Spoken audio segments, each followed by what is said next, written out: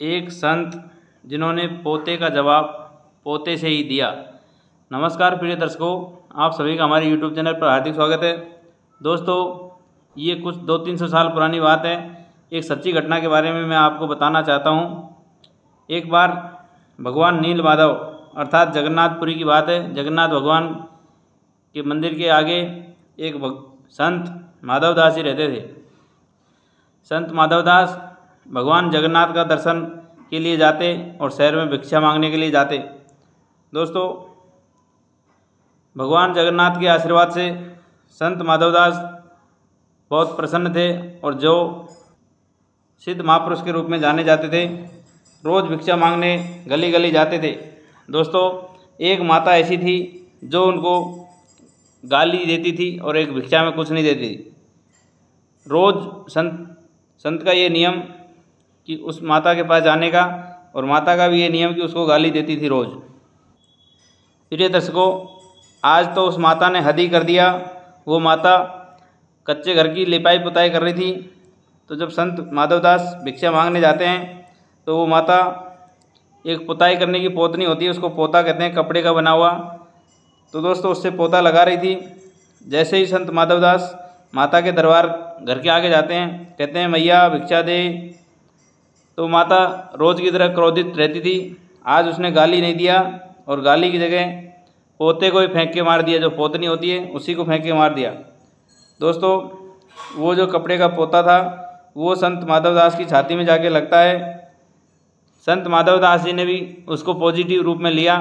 कहने लगी भैया आपका भला हो, आज आपने कम से कम कुछ दिया तो सही। और दिन तो गाली देती थी, लेकिन आज आपने कुछ दिया है। वो माता थी, वो बहुत दुखी थी, परेशान थी, क्योंकि उसके लड़के की शादी हो गई और 2-3 वर्ष बीत गया था, लेकिन उसके कोई पौत्र आज तक जन्म नहीं लिया। इस वजह से वो परेशान थी और भगवान को नहीं मानती थी।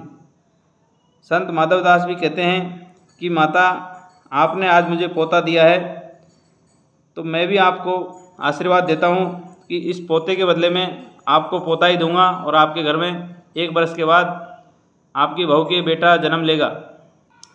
प्रिय दर्शकों, एक पुरानी कहावत है, तुलसी संत सुअंब तरु फूल फरे पर हेत। मतलब तुलसी संत सुअंब तरु फूल फरे पर हेत, मतलब ये पर हित के लिए ही इनमें फल लगते हैं। संत भी हमारे पर हित के लिए होते हैं, पेड़ भी हमारे पर हित के लिए होते हैं। इतते वो पाहन हरे उतते वो फल देत।